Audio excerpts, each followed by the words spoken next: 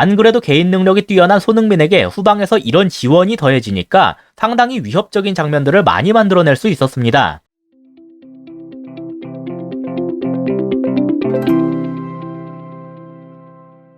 안녕하세요, 축구보는 기자입니다. 우리나라가 아랍에미리트 연합에게 1대0 승리를 거뒀는데요. 점수차는 크지 않지만 내용적으로는 대승을 거뒀어도 이상하지 않았을 만큼 좋았어요. 그래서 오늘은 우리나라의 공격이 왜 잘 풀렸는지에 대해 분석해봤습니다. 우리나라의 기본 포메이션은 아까 라인업에서 나타난 것처럼 4-2-3-1이었는데요. 이재성이 중앙 공미에 서고 손흥민과 황희찬이 좌우측에 위치한 형태였습니다. 다만 빌드업 시에는 전체적인 모습이 크게 달라졌었는데요. 우리나라가 후방에서 볼을 잡았을 때의 모습은 이랬습니다. 먼저 양 풀백들이 꽤 높은 위치까지 올라간 게 눈에 띄네요. 김진수와 이용이 측면을 맡아주는 덕분에 손흥민과 황희찬이 보다 중앙에서 활동하기가 편했습니다. 직접 득점을 노리기 위해선 측면보다 중앙에 있는 편이 좋아요. 따라서 손흥민과 황희찬을 지원하기 위한 전술적 지시라고 볼 수 있겠습니다. 다음으로 중원을 보죠. 분명히 4-2-3-1이니까 정우영 옆에 황인범이 있어야 하는데 지금 보이질 않죠? 황인범은 정우영과 달리 2선까지 올라가면서 이재성과 같은 라인에 있었습니다. 그래서 마치 두 명의 공격형 미드필더인 것처럼 보이기도 했어요. 이렇게만 보면 4-3-3이나 4-1-4-1처럼 보이기도 하네요. 이 세 선수의 터치맵을 보면 그 차이가 아주 명확하게 드러납니다.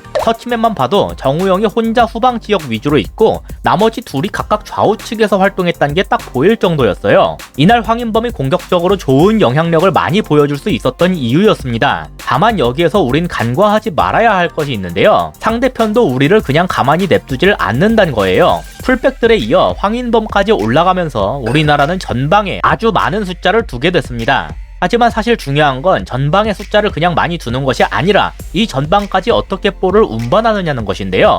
아랍에미리트는 수비 시에 이렇게 4-4-2 형태를 만들면서 그걸 막고자 했습니다. 특히 후방에서 볼을 전달하는 핵심 역할인 정우영에게 이렇게 투톱이 달라붙으면서 적극적으로 방해했는데요. 아까도 말씀드렸다시피 황인범도 올라갔기 때문에 이렇게 되면 우리나라가 앞으로 볼을 보내기가 참 난감해집니다. 여기에서 우리나라의 선택은 정우영을 아예 센터백 자리까지 내리는 것이었는데요. 일단 이렇게 되니까 최후방에선 3대2의 수적 우위를 가져가게 됐습니다. 투톱의 압박으로부터 정우영이나 센터백이 자유로워질 수 있었어요. 하지만 당장 중원이 뻥 뚫리게 됐죠. 여기에서 두 번째 움직임이 나오는데 전방으로 올라가 있는 두 명의 공미, 이재성과 황인범이 이렇게 내려와 줬습니다. 이건 정우영이 아래로 내려가냐 아니면 중원에 머무느냐에 따라 결정되곤 했는데요. 정우영이 중원과 후방에서의 리더 역할을 맡았다고 볼 수 있겠네요. 다만 그래도 아랍에미리트의 투톱이 여전히 패스길을 막고 있기 때문에 이것만으로는 충분하지 못했습니다. 그리고 이때 마지막으로 활용된 것이 바로 좌우측 센터백들의 전진이었는데요. 특히 김민재 측에서 이런 움직임이 많이 나왔는데 이렇게 센터백들이 벌린 상황에서 직접 전진을 하니까 상대하는 입장에서도 그냥 냅둘 수가 없게 됐습니다. 하지만 중앙 패스길을 막고 있던 투톱이 이걸 따라가는 것은 힘들었어요. 그래서 다른 누군가가 그 역할을 해야 했는데 윙어가 그냥 나오면 이렇게 이용이 비게 됐기 때문에 이럴 때엔 중미인 라마단이 어떤 형태로든 끌려 나올 수밖에 없었습니다. 대충 이런 그림이 될 수 있겠네요. 이렇게 표시하면 이 지역에서 순간적으로 3대2가 되는 셈이죠. 우리나라는 이날 이런 식으로 발생되는 우위를 통해서 빠르게 전개를 하곤 했습니다.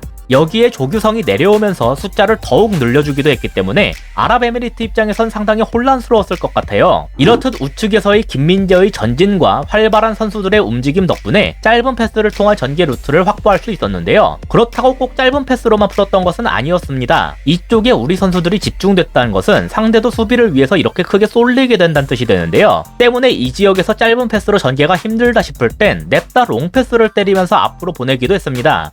발이 빠른 황희찬의 뒤로 보내기도 했지만 반대편의 손흥민 쪽을 겨냥하기도 좋았어요. 김민재는 이날 정우영과 함께 팀 내 최다인 11번의 롱패스를 기록했고 이 중 무려 9회나 성공시켰는데요. 성공 횟수만 보면 김민재가 양팀 통틀어 가장 많습니다. 볼 터치도 88회로 1위를 달리고 있고 자연스럽게 패스 횟수도 1위였어요. 아마 이런 식의 전개에 힘을 실어주기 위해서 손흥민을 중앙 공미가 아닌 측면에 배치한 것이 아닌가 싶습니다. 황희찬과 손흥민 위치가 중간중간 서로 바뀌기도 했었는데 둘 모두 빠른 발을 지닌 선수들이기 때문에 크게 상관은 없었어요. 안 그래도 개인 능력이 뛰어난 손흥민에게 후방에서 이런 지원이 더해지니까 상당히 위협적인 장면들을 많이 만들어낼 수 있었습니다. 이날 손흥민은 6번의 드리블 시도 중에서 3회를 성공했고 총 7회의 슈팅을 때릴 수 있었는데요. 이 중 유효 슈팅이 2회고 골대를 때린 슈팅이 2회였습니다. 더불어서 원톱으로 나선 조규성의 활약도 빛났어요.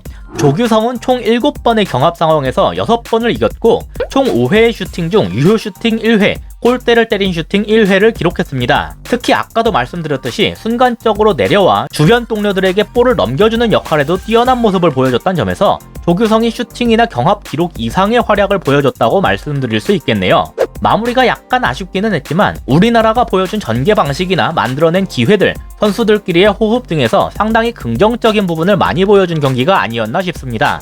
이상으로 오늘의 영상을 마치도록 하겠습니다. 시청해주셔서 감사합니다.